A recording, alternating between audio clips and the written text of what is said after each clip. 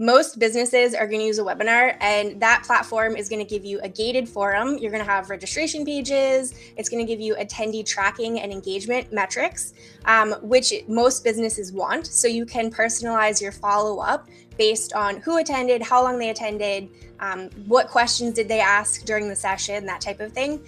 You will be able to see comments on a live stream, but you won't be able to see who attended the live stream. And if you're talking about a platform like YouTube, it might be difficult to associate your YouTube handle with your professional business name. So both platforms can be beneficial for your business, but if you're looking to generate leads and engage customers and build pipeline, you're going to want to host a webinar, not a live stream. One of the key things to keep in mind with webinar platforms today is that they are all using attendee-based pricing.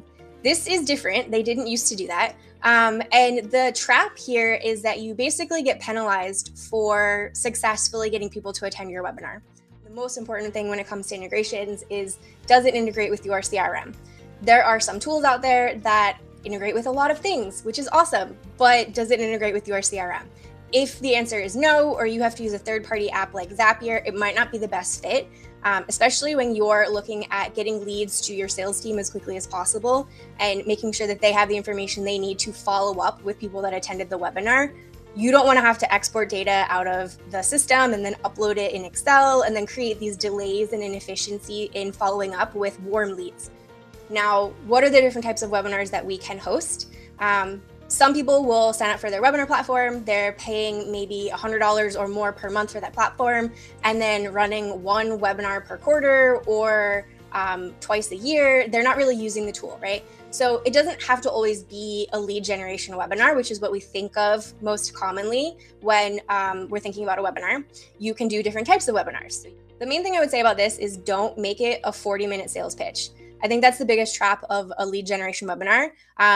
You want leads, you want them now. You want to move them through the funnel and generate new revenue for the business. That's great. This model works best when you pick a topic specific to your industry, and then you show how you add value or solve the problem. So you would use most of the time with a subject matter expert, either on your team or someone that you are partnering with, talking about something specific to your industry. And then at the end, you could show a little preview of your software solution or your product, how you solve the problem. You're just giving them a little bit of a taste of how you can help and then leaving them wanting more. I'm proposing this 2-4-2 model. 2 weeks, which can be an aggressive timeline, but 2 weeks to prepare. So you're going to pick your platform, you're going to optimize your platform. You're going to build out your templates, your landing pages, emails, graphics, get everything set up and ready to go. You're going to determine your topic and your speaker during this 2-week sprint. And then you're going to give yourself 4 weeks to promote. And that's going to give people time to block their calendar so that you actually have a high live attendance rate. That's going to give you time to increase the registration count. So if you're sending multiple promotional emails, multiple social media posts, if you're running ads, if you're working with partners, 4 weeks is going to give you plenty of time to promote the event so that you get good registration and then hopefully good live attendance rates. Things come up, so even if they block it 4 weeks in advance, they might have a last-minute meeting, they might not be able to join the session, but you're going to do everything you can to make it very easy for them to attend this live session. And then the last 2 weeks are arguably the most important and the part that we like to skip.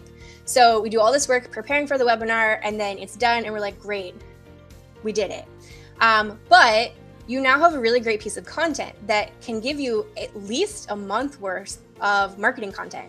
You can turn your recording into a blog post, into a video for your YouTube channel, into clips for social media.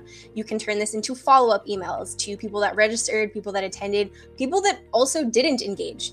Maybe they're just on your contact database and they didn't register, but they're still interested in the content. So you really want to take this piece of content that you spent a lot of time creating and promoting and continue utilizing it as much as you can to get as much value as you can out of the webinar session. Webinars don't have to be hard, and you don't have to push them to the bottom of your to-do list.